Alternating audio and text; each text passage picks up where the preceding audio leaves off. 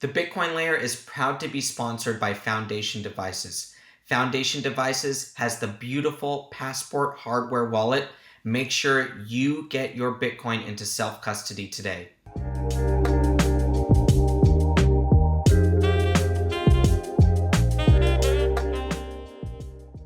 Welcome back to the Bitcoin layer. I'm Nick Bhatia. We cover Bitcoin through a global macro lens. Today, I have Stacie Waleyko. She is an open source developer and educator in the Bitcoin space. We're really lucky to have her today. She's going to break down some Bitcoin technical topics and teach us how Bitcoin works under the hood and any potential improvements to Bitcoin over the near and medium term. Stacie, thanks for joining us today at the Bitcoin layer. Thanks for having me. I'm excited. So I want to start with your background. How did you get into Bitcoin development? I know you've been in several roles in Bitcoin development. So can you just describe some of those and how did you end up where you are today, which is contributing to the protocol at large? Yeah, absolutely. So hi, everyone. My name is Stacie Waleyko. I am an open source Bitcoin developer and educator. I've been working professionally in this space for almost 5 years now, which is kind of crazy to think. Most recently, I was at Casa managing a lot of their backend systems for their flagship multi-sig offering. And then prior to that, before anything in Bitcoin, I was in the enterprise blockchain space, which is how I got here. I think all roads lead to Bitcoin. So I've been doing software engineering for a while now, but my current role in open source, I still feel pretty new. Though I've learned so much working just in open source, and I'm excited to chat about it. At this moment in time, I have a bunch of projects up in the air. I'm currently a co-organizer for my local BitDevs meetup in Boston. I'm currently working on an issue in Bitcoin Core issue 26337 to add more, to expose more network message statistics over RPC. And then I spend the rest of my time on educational content. I'm currently a contributor to a project called Saving Satoshi, which is kind of like a video game to teach you about Bitcoin. And then I have like one other unreleased educational project as well that's designed to make Bitcoin education more accessible, easier for people to understand, and a little bit cute.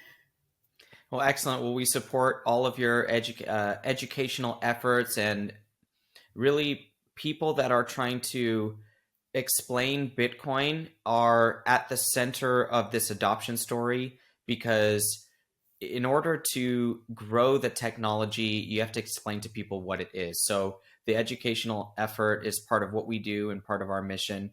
But today I want to focus more on the development side and your involvement with the Bitcoin protocol. So let's start with what is a BIP?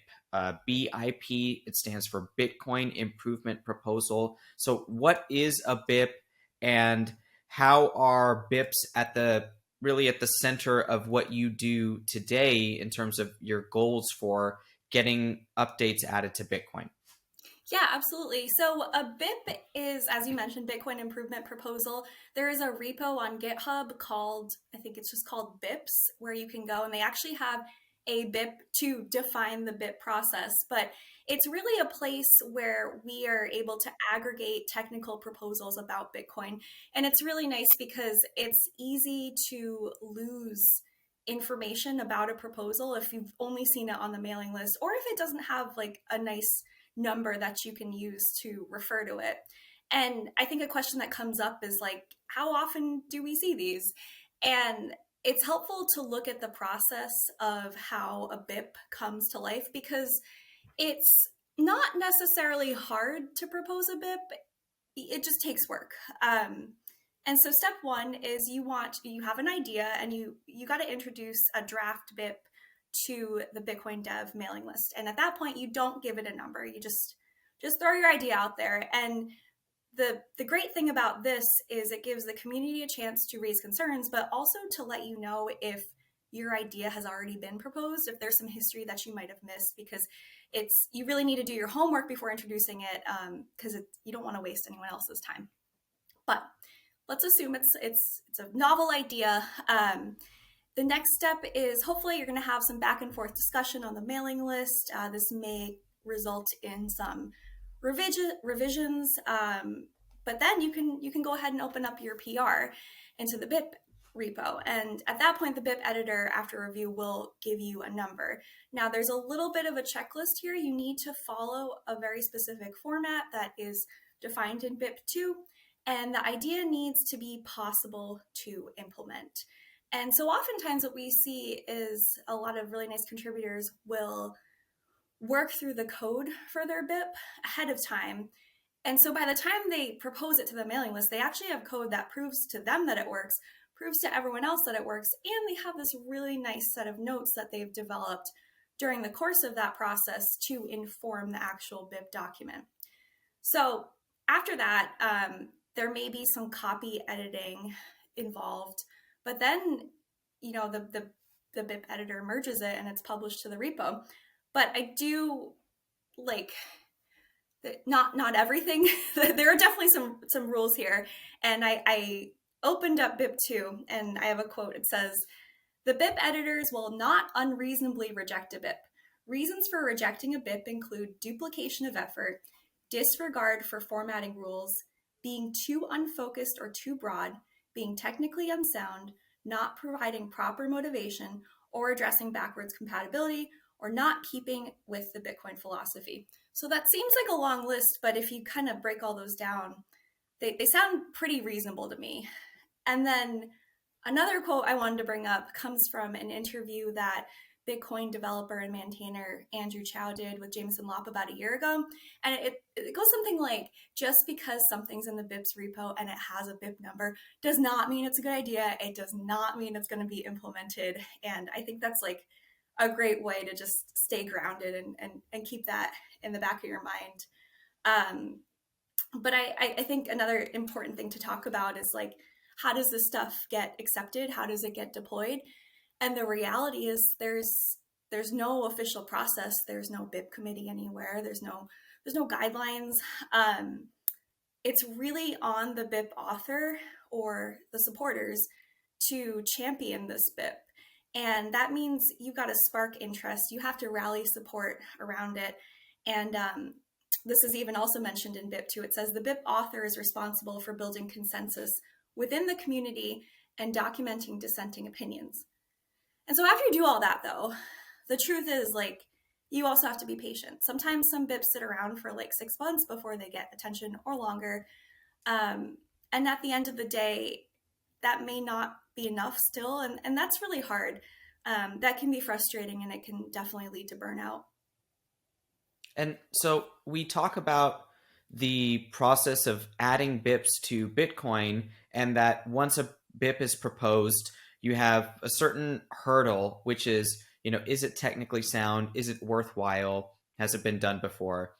Then once you get past that and you've proved that, okay, it's a decent idea, actually getting it added to the Bitcoin network and broadly downloaded to nodes around the world is its own lengthy process and somewhat political. If we're interpreting what you're saying, you have to go out and campaign to get this idea. So my follow-up question here to you is, how many devs are we talking about, and how do we think about the decentralization of Bitcoin when we have developers that are obviously influential?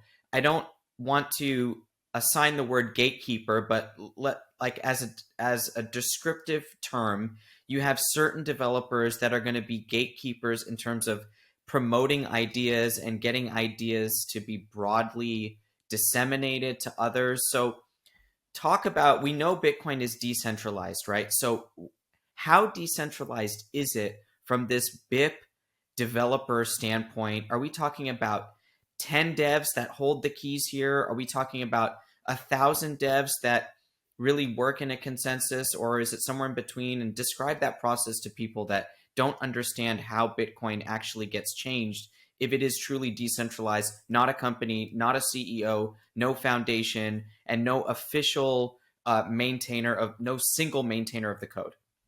Yeah, that is a great question, and I'm going to do my best to answer it. It's a really hard question. So in terms of the BIP process, there are only one or two BIP editors who have access to do the merging. It's really on them to, and they've done a good job of not being very partisan about it. And I've got some examples that we can talk about later of just like BIPs that make it in that just don't seem like good ideas. Um, there, and another thing is there are currently only 5 maintainers in the Bitcoin Core repository. There are only 5 people that can press that merge button. This has come up in the past, especially over the last year. We've lost a lot in the last year and a half or so. Uh, they maintainers will generally maintainers don't see it on themselves to make a decision if something is to be merged or not. They take a look at who has reviewed it, and I'm sure they take into account also the quality of the reviewers. Like 100 people who have never made a contribution to Bitcoin Core don't necessarily hold as much weight as 5 people who have been active developers for the last 5 years. So I think it's fair to ask that, but when you do hop in and look at that code, no one's trying to do anything that is gonna like upset everyone else and go against consensus. Like I don't really feel like, I mean, I've only been in this space for about 5 years. I don't think I've seen an abuse of power really, but I think if that were to happen, you would see the community react very quickly to it.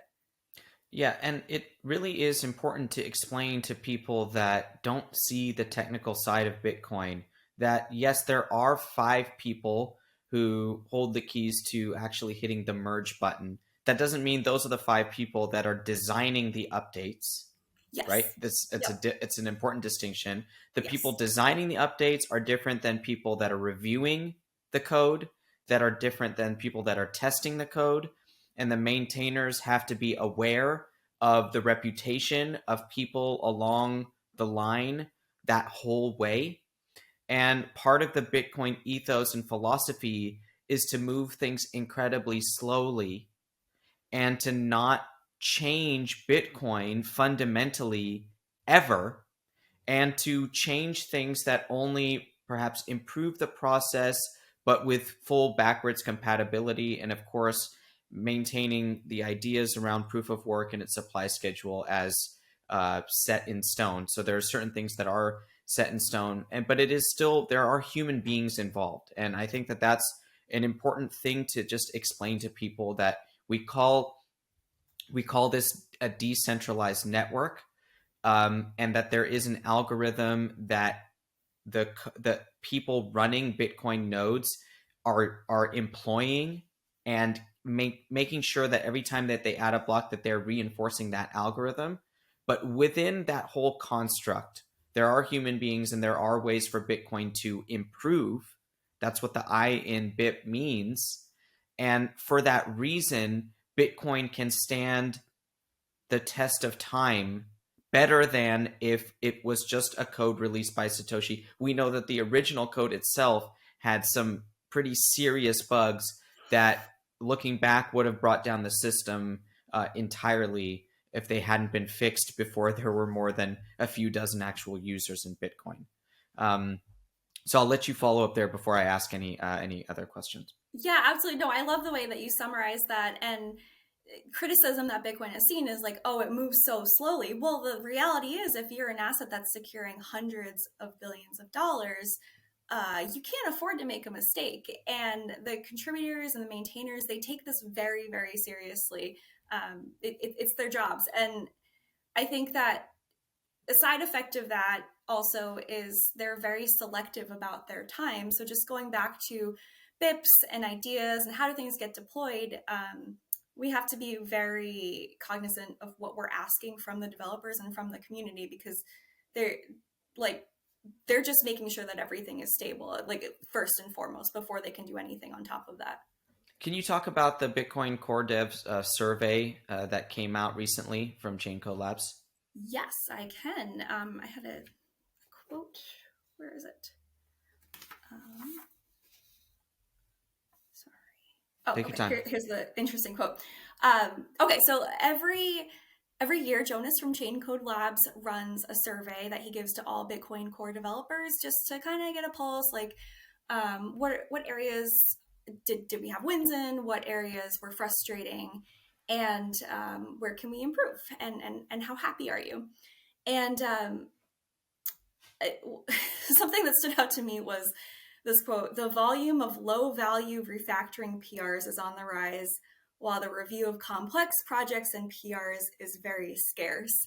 And it kind of just made me think of some things that I'm learning in my journey of Bitcoin Core, where, again, going to what you're asking the community of, some things I've noticed is like drive-by PRs are not, pull requests are not appreciated whatsoever, especially if they lack a clear description or there's no like notable gain from them. They'll get shut off really quickly. And then another thing I've noticed too is refactoring can be really tricky.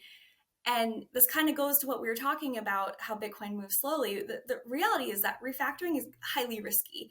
When you, as the complexity of a code base grows, and we're talking about a code base that has been live for over 14 years now, so do the chances of you like pulling a little thread over here and unraveling something like way out over there that you thought was completely unrelated. And that may not come up until months, years down the line. So Can you define refactoring for us, please? yeah, for sure. This is a term that's used quite a bit in software engineering. It's basically tidying up, restructuring, reorganizing. A lot of times when like over the years, you'll notice some changes that like you didn't like the structure you had originally started with. Maybe it's even just a folder structure. You wish you broke things up differently. And the benefit is once you do refactor some code, it can be a lot easier to move forward. It can be a lot easier for new people to come on board. But like I said earlier, it's almost like taking like a big knot and untangling it, and you're not always sure what you're going to get yourself into. And then I had another thing I noted from the survey, which is they're kind of contradictory, but when areas asked about areas of frustration, answers included unclear information on what changes may be accepted into Bitcoin Core, varying attention that certain PRs can get from the wider community, and lack of focus on the important stuff.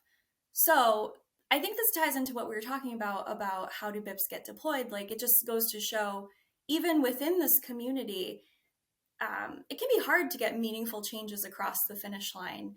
And I think this also speaks to what you were saying about how maintainers usually aren't the people that are writing these proposals or review. Sometimes they review them. I mean, there's definitely some crossover there, but that's not the job of a maintainer. That would be the contributor side of whatever that person's role is. And but then like also, which I thought was funny, is that out of that same survey came a couple of wins, which were good features merged or proposed, velocity at which PRs got merged. So that feels contradictory, but that also feels like it's in alignment with the decentralized nature of Bitcoin. Like the more I spend time here, the more I believe in Conway's law, which is that the communication structure of an organization matches the system structure. I think it's that the communication informs the system, but it just feels like really in line in Bitcoin. And you bring up an important point here that Bitcoin has been alive for 14 years and the code base is working. Bitcoin processes trillions of dollars worth of transactions every year on its blockchain. And the market value of Bitcoin on a longer term average is in a steady increasing state. And so the market is telling us that this working code base has value and increasing value as it increases in its adoption by the world's people. So if we have that as our base scenario of how Bitcoin exists, is it the wise thing for developers and the whole community at large to keep this process incredibly slow moving and actually difficult to add changes? Do you see that as the case, that it's better to just not change it much at all? Or should we still have our foot on the gas pedal, either somewhat or all the way in trying to make Bitcoin the best it can be, because there is a fine line. I don't know where I stand on that. Obviously, I can't read or write the code, so I'm not the best one to opine. But in my common sense, it tells me to try to not change too much, right? As it already is working, and you don't need Bitcoin to improve from where it is today to get the next 10 to 100 people. But do you need it improved to get the next million and billion people? Where do you stand on that? Yeah, for sure. I think this topic of ossification has come up quite a bit recently, especially in the full RBF debate that was happening last winter. Um, I obviously it's a balance. There definitely is a shift though right now, and we've seen this over the last 2 years, where development efforts on layer two solutions are growing. And something that we have to consider is, one, it's really hard to develop a layer two when the layer one is still moving. But two, layer two might need some things implemented in layer one so that we can do more things in layer two.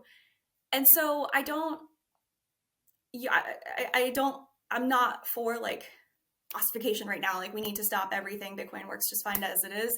But I am in favor of some of these more thoughtful discussions about, like, I have this idea, where should I put it? Maybe it's a good idea to not put it on layer one. Okay, I'm going to put it at like a layer higher. What do I need for that? And I think that's really healthy. And it's a tough question though. It's really hard, but I do feel like the spectrum is kind of moving in the other direction. Oh, and I also wanted to mention just the job. Like, even if there was ossification today and there were no new changes going into Bitcoin Core, people still have to maintain the code base. People still have to be in there to patch security fixes. People still have to be in there to make library upgrades, like that kind of stuff. Just, I think there was, don't quote me on it, but there was a situation where like we needed to update the version of Tor. Like somebody has to do that. So I don't think you're going to see any slowdown in Bitcoin development. It just might be like the nature of the certain features that are getting in. Sure. And the quickest history lesson I can introduce here to our audience is that in 2017 we had an update called Segregated Witness, and only because of that update could we launch the Lightning Network in the early months of 2018, a paper that was written years before and required the SegWit update itself in Bitcoin at the layer one level of Bitcoin. So Lightning Network exists because of this process, and getting the actual transaction types in Bitcoin to change. One of the more fundamental changes in Bitcoin's young history was the 2017 SegWit update, and Lightning Network only exists because of that today. So shutting down development itself isn't, in theory, a lasting solution. And there's no way to know right now what that point in time is that we need to cut it off. So it's important to remember that this process of improving Bitcoin, right? That's the topic of this talk today here with Stacie. The improvement of Bitcoin itself is important, right? Just because Bitcoin has value and just because it's approaching its 800,000th block doesn't mean you shut down the progress itself just because it's working. There are always things to tweak, and it's how Bitcoin will continue to outcompete other forms of currency, whether they're digital or traditional.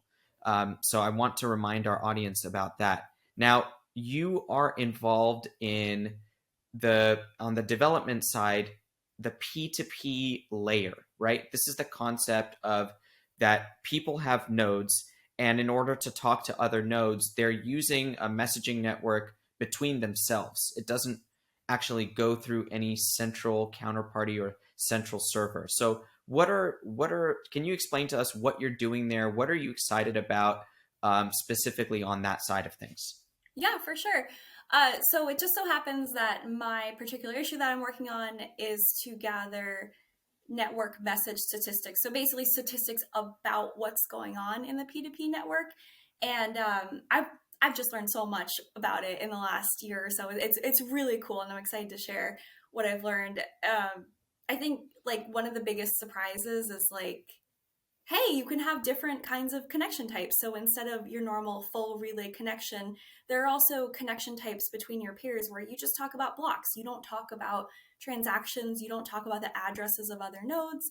Another example is there are some temporary connections that are short-lived just to find other peers or check that all the nodes you know about in your address book are still alive and doing well. Another cool thing I've been able to notice is Bitcoin's got great support for privacy preserving technologies. Like, I think it's common that we know that Bitcoin supports Tor, but some more recently are other technologies like I2P and CJDNS, which are a little bit similar. But the biggest revelation is if you take a deeper dive into like some of these, like, oh, this is cool. You'll notice that they come in response to Bitcoin's unique attack surface. And so, to provide an example for that, we can talk about those blocks only connections I just mentioned, where you only talk to your peer about blocks, and eclipse attacks.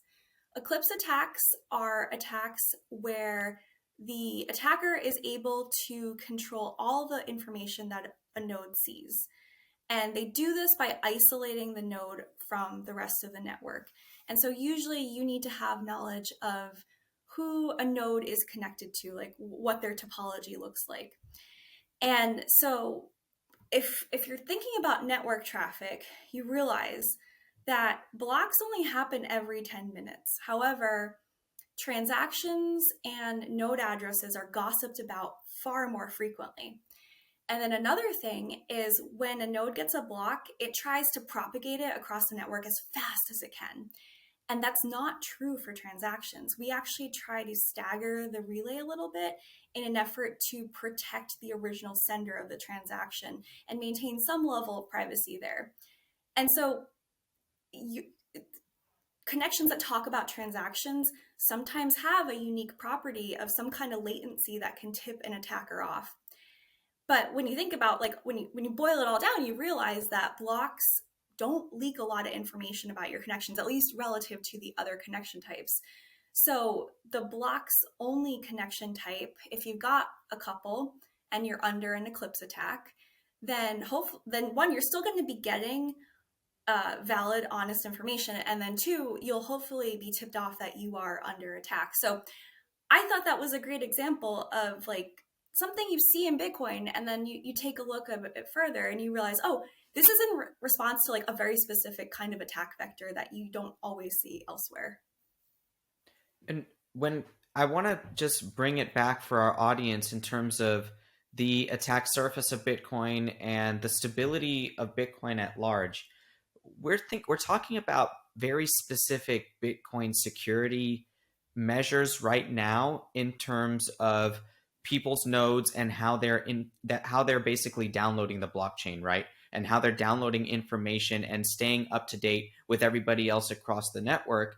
But taking a step back, think about how impressive it is that we have this network where people across the world, thousands of nodes, are actually able to stay on the same page at one time. You mentioned latency, but the latency has been reduced to seconds on a global scale for a network that is ticking the way that Bitcoin is. So talk about now, just bring back the idea of alternative cryptocurrencies, aka altcoins, aka you know what coins. Tell us why do we Bitcoin, using this context of latency and the node network and people being on the same page at the same time, how impressive is Bitcoin versus its alternatives in this specific regard, and why does it make Bitcoin the most secure digital asset that there is? Yeah, for sure. So I don't have the numbers on the altcoins, but something that is really unique about Bitcoin is the ability to run your own node. I mean, we have lots of people running them on little tiny Raspberry Pis. Now, whether or not you believe that's the best way to run a node, that's a whole different story. But like, even you could just take your laptop and spin up a Bitcoin node. That's really all you have to do. If you prune the data, then you don't need as much disk space. For anybody that really wants the numbers, Jameson Lopp every year runs a bunch of tests and he provides all his results in a blog post on how long it takes to sync nodes from other networks. And nothing compares. And okay, so like, cool, we can run Bitcoin nodes. Great, that's awesome. But why do you want that? Well, in order to be truly sovereign, the best case scenario is you're broadcasting your transactions through your node. You're validating the blockchain through your node. You're using your node as like your own little like personal computing machine to be your own bank. And when we rely on other people to do that, we give up a lot of our control. Especially, there are certain blockchains where it's very popular to use a cloud service. But what happens when that cloud service goes down? Or even just general cloud services go down. You don't really have a backup there. You can't, it's not easy enough to spin up your own nodes. So I think that is like something that really separates Bitcoin from all the others. And part of what we have to do for our audience is translate technical experts like yourself. What Stacie is telling us and explaining to us is that Bitcoin doesn't exist in one place. And she's explaining the technical reasons why that is the case. That makes Bitcoin a commodity, and it is important to understand Bitcoin as a commodity within the regulatory landscape because you cannot subpoena Bitcoin. And it's the mechanisms that Stacie is explaining to us that ensures that you can't subpoena it because we have nodes, we have a messaging service, and the nodes are easy to run relative to anything else. Obviously, if you wanted to run a theoretical node on the Federal Reserve, you would basically have to go to the Federal Reserve's website every day and the New York Fed's website every day, and then the broader website every week or every 6 weeks to get the decisions and the information on what's going on that balance sheet and with that committee. That process, you can apply it to other altcoins. And even then, you would still either, for some of them, need permission to download the node. You would need some sort of, there's some sort of central point of failure, either that or it's too expensive or too much data to actually run for the regular person. So these are the reasons that Bitcoin is a commodity. From explaining the software development side, people think that why would I have to understand the software to understand that it's a commodity? But this conversation today explains to us exactly why we do need to understand the technical side to describe it as a commodity. It's not purely a financial phenomenon. It has to do with the software and the node itself. So I'm curious to your thoughts there. Yeah, I love that explanation. I think it bridges the like software and the financial side really nicely. And I think it kind of leads into this exercise that you can do where it's like, okay, if we want to shut down Bitcoin, how are we going to do it? And I don't know. Well, there's other like ways that you could try, which I will get into. But what do we do? Do we say everyone who's running a Raspberry Pi node, will come into your house, we're shutting it down. You better unplug them. It's much harder to do that than for some of these more centralized altcoins that someone can just go to AWS and be like, hey, I heard you're running such and such infrastructure. Please shut down any software that's doing that. And like, okay, like. Yeah, Bitcoin is not subject to subpoenas on Amazon Yeah. and their enterprise solution. So Yep. talk to us about Taproot, and if you can explain just the basics for our audience, not too technical, but what is Taproot? Why was there so much energy in terms of trying to get it added to Bitcoin? Developers call it the biggest update to Bitcoin since the 2017 SegWit update. So what is Taproot? Why is it important? And what's on your radar there?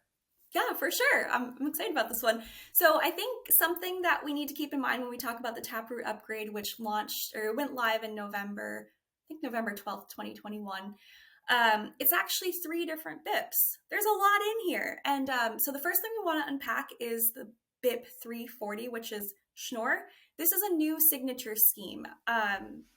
It has better proofs, so we can rely on the security about it more. It's a little more efficient, and it's a lot easier to manipulate data in Schnorr if you take a look at like the actual math.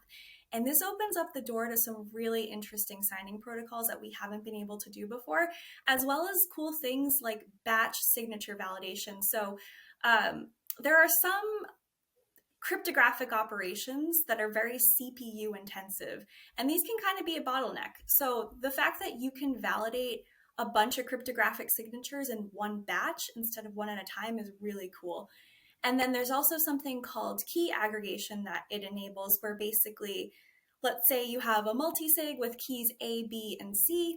What you can do is just combine all those keys together, and you can lock up your coins using that single combined key. So now your coin looks like it's being protected by a single signature. So you get some privacy benefits there, but also efficiency gains. You're just using less data, and the less data you use, the less you have to pay in fees, the less block space. It's a win-win.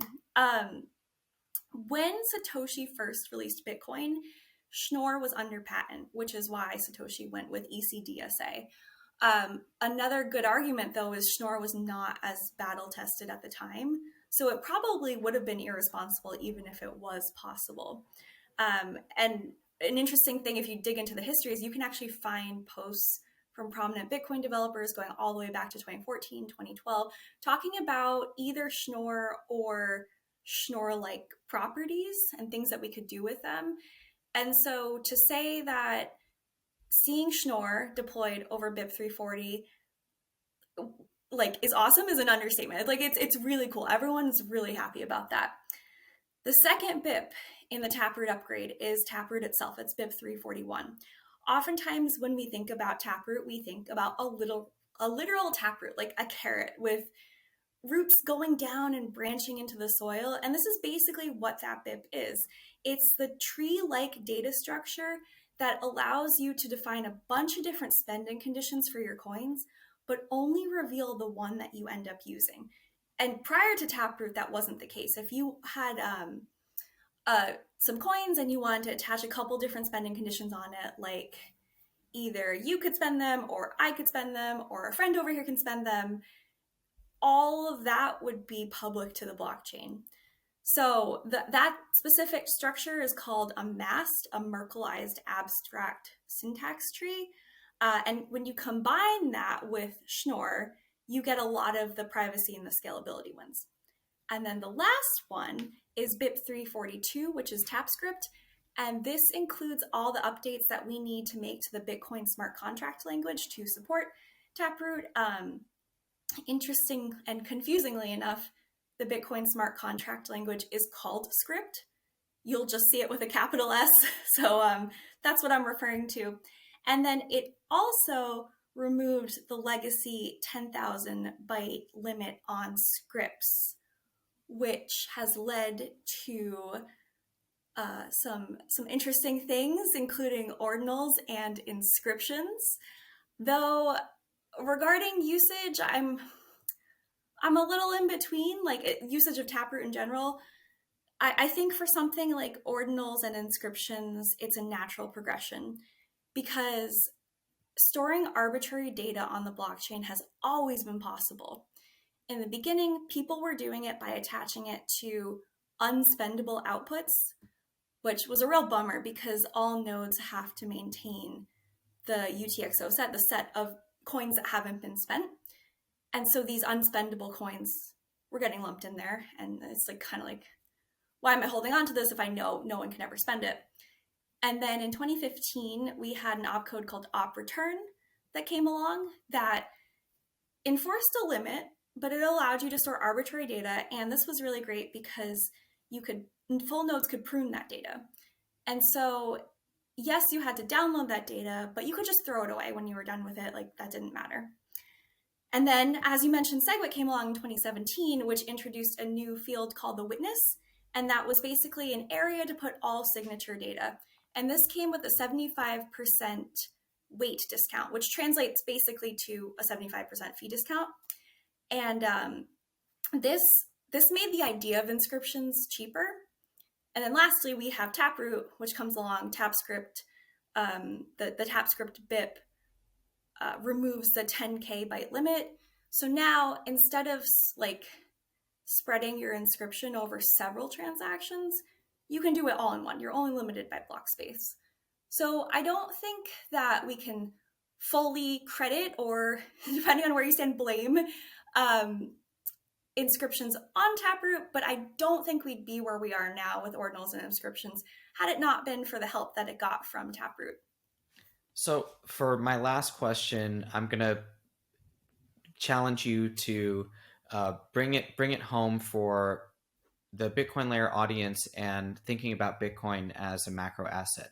So if we rewind 6 years and we think about SegWit, and I remember the energy around SegWit was because of Lightning Network. People understood that if we got SegWit, we could get Lightning, and if we got Lightning, we could scale Bitcoin in a really special way. And that we see that happening now, and so that was right. What are you most excited on? It's a two-part question here. What are you most excited on in the development runway for Bitcoin? We talked about potentially discussing LRay and BIP 324 offline and other P2P improvements. And then you can include Taproot in that, and Mast and Schnorr. Include all of that. So we have recent improvements and future improvements. Between all of these improvements to Bitcoin, what is it that you believe, in your opinion, is going to be the big takeaway for Bitcoin, the macro asset? How does Bitcoin improve from these technical improvements? What is the one thing, like, bring it back home, in what is the Lightning Network moment from what's happening now on Bitcoin development? If there's anything that comes to your mind, and if there's nothing that's a true world changer, what is it that excites you the most? Okay. Yeah, that's really hard to answer. I've got three things I'm excited about. So one, early BIP 324 and threshold signatures with Frost or Roast. I guess I'll kind of like go through and tell you why I'm excited about them. Threshold signatures using Frost or Roast, so these are, I guess, cryptographic signing protocols, will allow us to do the kind of multi-signatures that are like your 2s of 3s or your 3s of 5s. Because right now, Taproot only provides native support for an N of N multisig, which is through a technology called Musig. So that makes me excited because I used to work in that space. I used to work in multisig, and getting people to a point where they feel comfortable self-custodying, where it's secure, like that's really important to me. But that only provides privacy and scalability benefits. It allows us to use Taproot to its full potential in that scenario. And while that is really important, I don't quite see that as important as a couple more fundamental things like Erlay, which is an update to the transaction relay, it's how we relay transactions, how nodes tell each other about unconfirmed transactions. That has a ton of bandwidth savings. And that sounds cool. You're like, okay, my node's going to use less resources, but that means that more people can use nodes, especially in areas where they don't have great internet. It also means that your node can support more connections, which means the whole network becomes more resilient. So I think that Erlay is really exciting for that reason. But then if you take it a step further, you can talk about BIP 324, which is the proposal to add opportunistic encryption to Bitcoin. And some people like do a double take when they hear that, because I don't think they realize that all traffic on Bitcoin is currently unencrypted. And yeah, there are a lot of problems with that. For one, you can very easily find out who is running Bitcoin just by connecting to a Bitcoin node. The protocol will respond with a very specific set of 12 bytes back to you. And that's so easy for a firewall to be like, oh, I'm not going to be accepting traffic from you. Like, bye-bye.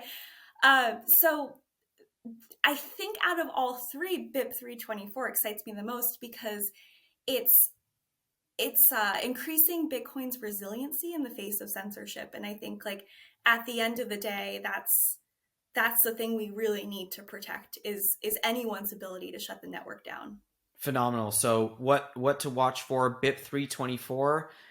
This is a technology that encrypts the data itself in Bitcoin, allowing for a little bit more privacy, and that allows for more resiliency of the network. And then LRAY, which, as you describe, is something that can improve the or it can improve the way that people with lower bandwidth can access the network and increase the number of nodes that they can connect to so that they're not subject to data being blocked from them, or they're more easily able to access in real time what's going on the rest of the network. Because that's what Bitcoin is. It's just a state of transactions at any given point. And as long as you are on that same page as everyone else, you are an equal player in the network. Stacie Waleyko, open source Bitcoin dev and educator, thank you so much for joining us today at the Bitcoin Layer and schooling us on some of the important technicals on Bitcoin's roadmap. Thank you for having me. I had fun. All right, take care. Bye. The Bitcoin Layer is proud to be sponsored by Foundation Devices. Go check out Foundation's beautiful new Passport. This is a Bitcoin hardware wallet that is the easiest hardware wallet to use in the industry. It has a beautiful interface. It's open source. They have a great concierge service to get you set up. I know it can be a little intimidating to try to take Bitcoin into self-custody, but Foundation is there to hold your hand every step of the way. Go check out the Passport and make sure you use Bitcoin Layer as your promo code for $10 off.